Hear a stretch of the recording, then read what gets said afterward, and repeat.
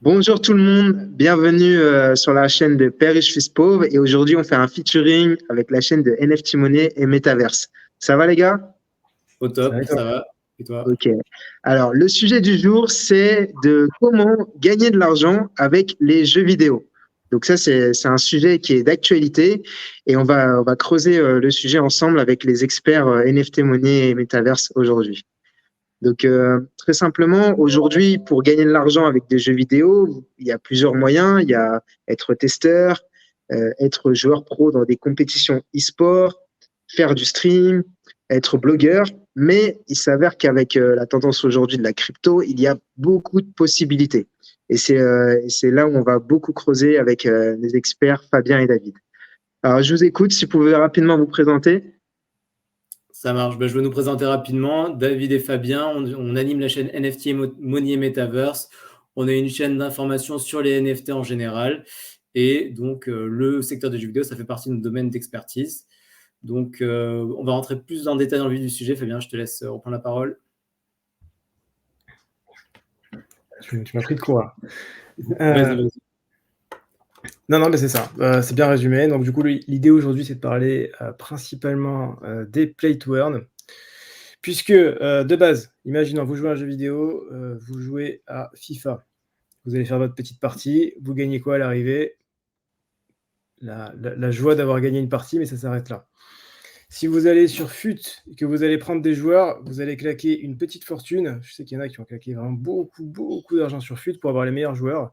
Et au final, ça va vous coûter énormément d'argent, vous n'allez rien récupérer.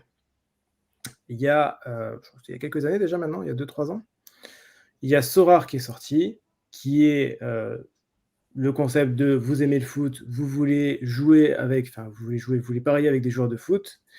Ben, cette fois-ci, plutôt que de se dire j'ai envie de jouer, j'ai envie de m'amuser, vous pouvez jouer et vous amuser et gagner de l'argent.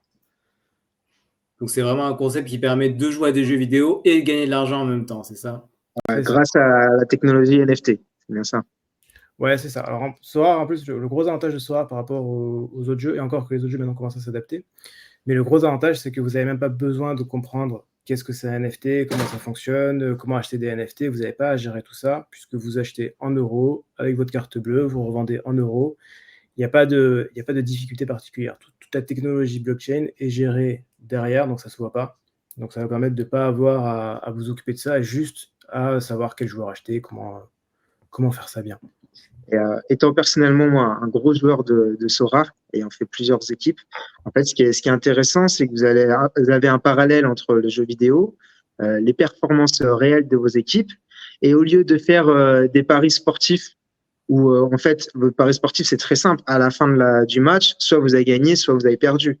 Et là, dans Sorare, vous n'avez pas gagné, vous n'avez pas perdu tant que vous n'avez pas revendu vos joueurs. Donc, c'est ça qui permet d'avoir une gamification plutôt intéressante sur Sora. Faire le parallèle des performances. Par exemple, pendant la Coupe du Monde, ça permettait de regarder son équipe préférée et de suivre plus intensément les matchs. Exactement. C'est ça, tout à fait. Au passage, vous avez le foot, mais si vous êtes côté NBA ou. Non, c'est plutôt, je crois que c'était Sur Sora, baseball. vous avez le basket et le baseball. Et baseball, ouais, MLB aussi. C'est ça. Donc ça, c'est sur la partie jeu, mais sur la partie jeu où on ne joue pas vraiment. Mais après, il y a des vrais jeux qui ont été développés. Le premier gros jeu qui avait été fait et qui est sorti, c'est Axie Infinity. Je vais vous faire une petite capture. Ça, c'était. Ils ont fait un x1000, quelque chose comme ça, il me semble. Ça a cartonné. Ça a vraiment cartonné. Donc ça, c'est le jeu, c'est Axie Infinity. Vous avez le concept de base ressemble un peu à Pokémon, c'est-à-dire vous choisissez, vous avez des petits Axis, donc eux, que vous allez faire jouer, et après derrière c'est un jeu de cartes, donc un jeu un peu de stratégie. C'est une sorte de RPG à la Final Fantasy finalement. Voilà, et après à l'époque il y avait deux catégories de jeux, il y avait le PVE et le PVP, donc versus environnement, donc vous jouez contre l'ordinateur. Ça c'est les parties faciles, et après il y a la partie compétitive en PVP, avec, ça va vraiment très très loin, vous avez, comme n'importe quel jeu, vous avez de l'e-sport, enfin n'importe quel jeu. Vous avez de l'e-sport et vous avez du coup des équipes, des top players qui vont pouvoir s'affronter et qui vont jouer là-dessus. Ça, c'est un jeu qui a cartonné, mais vraiment cartonné. On était à 250 000 joueurs quotidiens pendant la période Fast. Même encore aujourd'hui, il y a vraiment énormément de monde. Et il y a tout un écosystème. Aujourd'hui, à l'époque, il n'y avait que Axie Infinity. Aujourd'hui, vous avez une tonne de jeux dans cet écosystème sur lequel, sur cet ensemble, quand vous jouez, en général, il va falloir dépenser au début. Mais quand vous dépensez au début, après, vous pouvez gagner de l'argent tous les jours en jouant avec à ces jeux-là. Moi, ce que je remarque dans les play to earn, c'est que vraiment, il y a deux marchés, il y a deux moyens de gagner de l'argent. Soit vous êtes vraiment un joueur, vous jouez à fond, et là, vous allez pouvoir gagner des récompenses, des NFT, des tokens. Ou soit vous trouvez un jeu qui, selon vous, va avoir beaucoup de hype, et vous allez miser sur le token et juste faire de l'achat-revente du token. Donc, je sais pas, vous, quel positionnement vous avez. Est-ce que vous êtes plutôt joueur ou pas? On est entre les deux. En fait, il y a un peu une troisième possibilité qui est un peu différente. C'est-à-dire que soit vous jouez, soit effectivement vous investissez dans le token, ou soit vous vous dites, OK, comment le jeu fonctionne, comment je gagne de l'argent, quelles sont mes récompenses dans le jeu et qu'est-ce qu'il faut faire comme action, et comment je peux automatiser ces actions-là en mettant un maximum de comptes pour pouvoir récupérer ça de manière automatique. Donc on joue, mais sans jouer. C'est une sorte de tasse. Après, chacun joue à sa manière. Il y en a qui veulent vraiment jouer au jeu en lui-même, et il y en a d'autres, gagner de l'argent, c'est aussi un jeu. C'est exactement ça. Ah oui, non, mais voilà, nous, on est assumé, on est clairement là pour le profit. On n'est pas là pour jouer réellement, on est là pour jouer pour le profit. Okay. Après tu as une autre catégorie. Tu peux avoir une catégorie de joueurs qui apprécient le jeu et ça devient une sorte de reward supplémentaire. C'est un petit bonus de recevoir un peu d'argent en jouant aussi. Donc, il n'y a pas de philosophie qui est supérieure à l'autre. Ça dépend juste des personnalités des joueurs. Et Fabien, est-ce que tu peux nous dire un exemple de jeu Play to Earn où tu as pu mettre en place tes outils de robot multi-compte qui t'a permis de faire un gros multiple récemment? En général, ça va pas être sur les play to earn en eux-mêmes, ça va être pour aller récupérer des whitelists ou pour aller récupérer des éléments de. Il y avait beaucoup pour les whitelists. C'était un jeu qui n'était pas très connu. Ça s'appelait Ronin, mais c'était un petit jeu sur Ether. Et pour le coup, c'était très simple. En fait, ce qu'il suffisait de faire, c'était qu'il fallait régulièrement aller dans différents lieux. Donc, il fallait parler à des personnes. Donc, il y avait une quêtes où il fallait parler à des personnes. Vous parlez à cette personne-là, puis à cette personne-là, puis à cette personne-là, puis à cette personne-là. Et vous faites ça régulièrement. Ça prend du temps, c'est un peu long, mais au final, on peut automatiser les clics, on peut aller savoir où est-ce qu'il faut parler, on peut déterminer les coordonnées. Et à partir de là, on va prendre plein de comptes Discord qui sont tous connectés, les uns à côté des autres, et qui vont aller faire ces mouvements-là. Donc, vous récupérer une seule whitelist derrière pour le jeu, enfin pour la prévente. J'en ai récupéré 15, 20, 30, beaucoup plus. Donc ça permet d'obtenir des éléments de jeu, c'est ça? Pour le coup, ça permettait d'obtenir des NFT en pré-vente qui après se revendaient juste derrière, des whitelists de manière assez standard. Il y a pas mal d'autres jeux qui sortent en ce moment. Il y a même très récemment, très récemment, il y a XPET qui cartonne.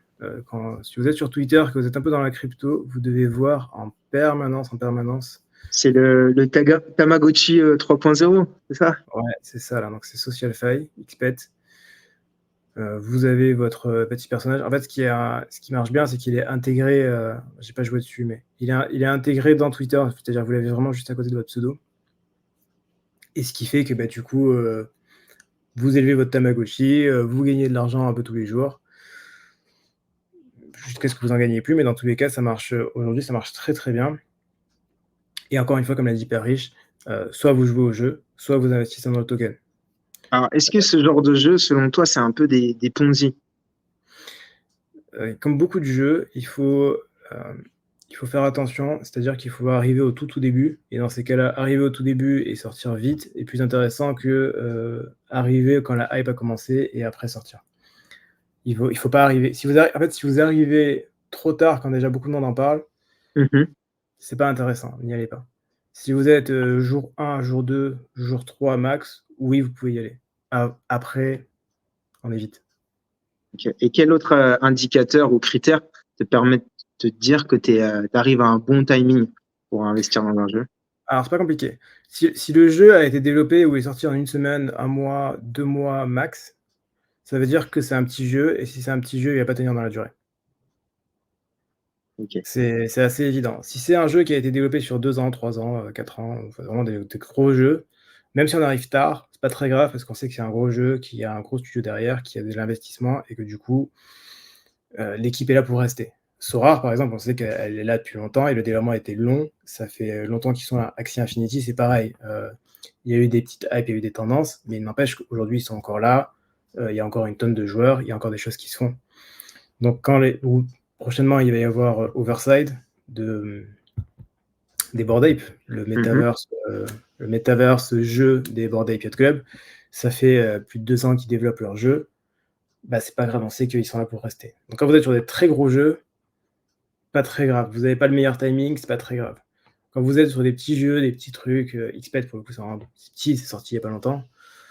Là, clairement, soit vous êtes rentré au début, soit si vous avez raté les 3 premiers jours, c'est un peu tard. Moi, je te rejoins sur ce point. C'est vraiment, dans le monde du jeu vidéo, on peut vérifier le sérieux d'un projet à son ancienneté. À une demi-mesure, on peut prendre le projet iOS, par exemple. Donc, iOS, c'est pas un jeu vidéo en lui-même, c'est son but, ça va être d'être une plateforme pour vendre des futurs jeux vidéo ou revendre les futurs NFT que vous allez pouvoir générer au sein de ces jeux vidéo. Comment dire, Ultra iOS, ça a plus de 5-6 ans, je crois, ça a été lancé en 2018. Donc, pour être un concurrent du OS, aujourd'hui, il faudra avoir son ancienneté, ce qui est hyper compliqué. Donc, c'est là où on peut vérifier le sérieux d'un projet. Et arriver également à faire des gros partenariats. Donc, par exemple, Ultra iOS, ils sont en partenariat avec Ubisoft, avec AMD, l'un des plus gros constructeurs de composants informatiques. Donc, c'est comme ça que vous pouvez vérifier le sérieux d'un projet également. C'est ça. Je suis en train de partager iOS. On voit qu'il y a quand même des très gros partenariats qui sont là depuis un moment. Et du coup, vous avez un projet sérieux. En fait, c'est pas grave d'aller sur des projets qui sont pas sérieux tant que vous y allez au tout début et que vous sortez vite. Yes. Par contre, n'allez pas FOMO sur XPED une semaine après que ce soit sorti et que les gens se sont dit ouais, j'ai fait des montants énormes. Tant pis. C'est pas grave, il y aura d'autres jeux, il y aura d'autres petits jeux, il y en a tout le temps. C'est un peu comme ceux qui ont FOMO Step In GMT l'année dernière et qui se retrouvent à continuer de courir pour des centimes alors que ceux qui étaient en premier, ils gagnaient des milliers d'euros au début. C'est exactement ça, c'était un nouveau concept, mais c'était assez jeune. Et forcément, quand c'est jeune, ils n'ont pas le temps de maturer, ils n'ont pas le temps de vraiment trouver leur business model. Donc pas très grave, ça reste compliqué. Donc dans tous les cas, soit vous allez au tout début, soit vous allez rater, c'est pas grave, vous irez sur le suivant. De toute façon, j'ai envie d'ajouter un point, c'est qu'au final, il y en a quand même énormément qui sortent et ça se renouvelle souvent. Donc, c'est pas comme si c'était la fin d'un jeu ne signifie pas la fin de la tendance en général. Globalement, il y aura de plus en plus de jeux, il y aura de plus en plus de NFT. Il y a un truc aussi dont personne ne parle, qui m'hallucine un peu. Je sais même plus quelle blockchain c'est, mais en tout cas, il y a les skins de Counter-Strike. C'est le seul cas de jeu qui est sur Steam sur lequel il y a des ventes en NFT. Donc sur Counter-Strike, il y a des skins d'armes qui se revendent, qui ont tout un marché. C'est monstrueux. Le marché est monstrueux. Ça fait plusieurs millions de dollars. Je crois que c'est même plus que les marchés des NFT sur Ether, donc c'est dire. Mm-hmm. Et là-dessus, c'est un marché extrêmement niché, puisqu'il n'y a que les gens qui jouent à Counter-Strike. Mais il y a des ventes qui sont monstrueuses. Et je sais que même pour le coup en Chine, c'est même considéré comme une valeur de réserve. Plutôt que de garder leur monnaie locale parce qu'ils veulent des dollars, ils achètent, ils investissent dans les armes qui sont les plus chères pour pouvoir les revendre derrière en dollars. Incroyable. Donc il y a tout un univers là-dessus sur Counter-Strike qui est monstrueux. Counter-Strike, ils ont amorcé un peu la revente des skills qu'on pouvait avoir dans des jeux, où il y a d'autres jeux où on farme tout simplement son compte, on le revend. Mais c'est ça le but d'Ultra en fait. Ils vont utiliser la technologie NFT pour permettre de démocratiser la revente de tous les skills qu'on va pouvoir gagner dans les jeux Play to Earn ou autres. Ouais, c'est ça, tout à fait. Ouais. Et je voulais ajouter un truc. Juste Counter-Strike, il y avait une très bonne vidéo là-dessus qui avait été faite sur YouTube où ça décrivait un peu les armes les plus chères qui avaient été vendues. Je ne me rappelle plus exactement. Je crois que c'est Combo qui a fait la vidéo. Oui, c'est ça. C'était un YouTuber, il avait fait une vidéo là-dessus et tu vois les montants qui sont investis et qui sont dépensés par les joueurs pour acheter telle arme super rare, ultra rare. Et c'est vrai que les montants sont délirants. Il y a un marché. Ah bah tiens, voilà. Regardez, voilà, je vais vous montrer. Voilà, tout ça se fait en crypto derrière. Et voilà, vous avez vraiment tout un marché. Counter-Strike sur des armes, c'est uniquement du cosmétique. Vous n'avez pas d'avantage en jeu ou quoi que ce soit. C'est uniquement du cosmétique. Ok. Mais vous avez votre couteau en or ou votre AK en or. Du coup, c'est $3 600, $4 300. Donc, c'est vraiment des prix qui sont énormes. Et ça, c'est juste... vous jouez au jeu, vous avez un peu de chance, vous avez le bon skin, vous récupérez beaucoup d'argent. Donc là, on a Qu'est-ce qui fait varier le cours de ces armes dans C'est la le jeu? rareté. La rareté uniquement. C'est toujours la Et rareté. l'offre et la demande. Ouais, la rareté et l'offre et la demande. Ok. Et là, tu vois, les montants, ils sont à $800, $900, mais ça monte beaucoup, beaucoup plus haut. Je pense que tu fais un tri par arme. Je sais pas si tu peux faire un tri, mais par prix. Ah, mais tu peux mettre par rareté, peut-être. Ouais, mais c'est des raretés, je les connais pas. Ouais, faut être un peu expert. Mais à partir de 10 000 pour voir. Non. Donc, en quelque sorte, d'une manière générale, la puissance même de la crypto, c'est qu'avant, quand on jouait à des jeux vidéo, on gagnait des récompenses qui étaient un peu abstraites, qui restaient dans l'univers du jeu vidéo, qui n'avaient aucune utilité dans la vraie vie, qui ne vous permettaient pas de vivre, d'acheter à manger ou de vous loger. Aujourd'hui, grâce à la technologie de la crypto, c'est que vous allez pouvoir, dans vos jeux vidéo, gagner des tokens. Et grâce au marché financier de la crypto, ces tokens, vous pouvez les échanger contre des euros, des dollars, et du coup, vivre avec et vraiment gagner de l'argent grâce aux jeux vidéo. Donc, ça permet de simplifier cette transition monde virtuel et monde réel. J'aimerais ajouter même qu'au final, Axie Infinity, qui était un énorme jeu et qui était très très très populaire aux Philippines pour des raisons diverses, tu recevais de l'argent, enfin les gains du jeu c'était des SLP et tu pouvais les dépenser dans la vie réelle aux Philippines. C'est-à-dire qu'il y a beaucoup d'endroits qui les acceptaient. Il me semble que tu pouvais payer le taxi avec. Donc au final, les Philippins utilisaient l'argent des jeux vidéo pour payer leur vie quotidienne. Donc ça avait vraiment, le gap avait vraiment été franchi à ce moment-là. Incroyable. Et ce qu'on peut voir, c'est que même le projet Axie Infinity, même si on vient de vivre une période de bear market ces 2 dernières années, ils ont continué de build et ces jeux-là ils perdurent. C'est ça qui est bien, c'est que l'écosystème jeux vidéo, bear market ou pas, il continue de construire. iOS est un énorme bon exemple. Ouais, c'est les deux gros écosystèmes, Axie avec Ronin dans le global et iOS. Ils sont là, ils restent là, ils continuent de faire des jeux, il y a de plus en plus de jeux, il y a des compétitions, il y a tout ce qu'il faut. C'est juste que c'est encore très tôt et on n'a pas encore l'habitude de se dire je vais gagner de l'argent avec les jeux vidéo, mais ça arrive de plus en plus. Et c'est clairement là pour aller de plus en plus loin dans ce milieu-là, quoi. Et tout ça est aidé par le milieu du stream qui prend de plus en plus d'ampleur. Donc les gens jouent, les meilleurs joueurs sont streamés, ils ont des viewers et du coup ça entretient un peu ce phénomène-là aussi. C'est vrai que tu as même des mecs comme Bryce Hunt aux États-Unis qui sont des streamers Twitch spécialisés dans les pay to earn. Donc ils jouent qu'à ça toute la journée. Et puis maintenant, c'est devenu à la portée de tout le monde de faire ses premiers gains 10, 100, 1000 euros dans un jeu vidéo, alors qu'avant, c'était un marché très restreint que pour des joueurs professionnels. Ouais, c'est pour l'élite de l'élite. Hein. Et encore que certains jeux, pas tous les jeux. Ouais, c'était vraiment niché quand même le marché de l'e-sport. Aujourd'hui, ça prend un peu plus d'ampleur, mais dans le play to earn, ça va justement démocratiser tout ça. Ouais. Fabien, tu voulais parler d'un autre jeu ? Non, je crois qu'on a fait le tour. Ok. Je propose de conclure. Ok. Est-ce que vous avez un très bon tips à donner à la commu pour optimiser leurs gains dans leur carrière de joueur vidéo, pour gagner de l'argent dans les jeux vidéo? Arrivez tôt, essayez d'automatiser. Vous voyez si vous pouvez scaler, c'est-à-dire monter vraiment des équipes Okay. Essayez de travailler en guilde, comme on dit dans les jeux vidéo, c'est-à-dire travailler en équipe pour pouvoir vous donner des conseils, vous donner des tips. Et donc vraiment, c'est les 3 conseils. C'est arriver tôt, soyez en équipe et essayez d'automatiser. Et justement, tu as toi, tu as des outils, des services que tu mets en avant pour permettre des automatisations. Ouais, alors moi, je fais peu d'automatisation encore sur le gaming, même si ça va arriver, parce qu'il y en a de plus en plus. Pour le coup, pour l'instant, je suis beaucoup sur des automatisations sur des NFT, de la crypto en général. Des inscriptions aussi. Des inscriptions, beaucoup des inscriptions. Et je sais qu'il y a eu une vague des NFT inscriptions qui est arrivée avant. Donc, je suis beaucoup là-dedans. Tout ça, nous, ça se fait. On a un groupe Discord qui est privé là-dessus, qui se gère là-dedans. Et si vous voulez rejoindre tout ça, vous avez un petit lien, on mettra un petit lien, vous réservez un appel et puis David vous expliquera tout ça.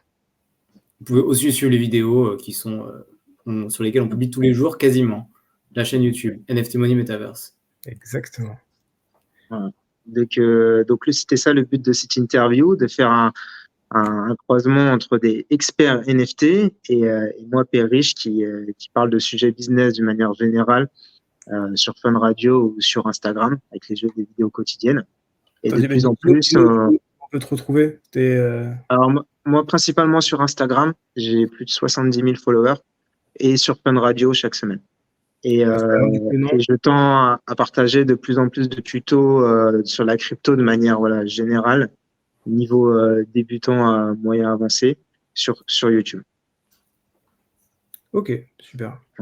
Parfait, on mettra les liens, les liens de tes réseaux dans la description. On a hâte de t'écouter sur Fun Radio. Dès ce soir. Ça marche. Et en tout cas, merci les gars pour l'invitation. C'était sympa de faire cette interview croisée. Et en tout cas, retenez bien le conseil de Fabien et David pour gagner de l'argent dans les jeux vidéo. Arrivez tôt, regardez l'ancienneté du projet, automatisez et comme dans les jeux vidéo, plus vous êtes en équipe, mieux vous allez performer. Exactement, pour scaler de manière plus massive. Super. Merci à vous. À très bientôt. Ciao, ciao. Merci, ciao.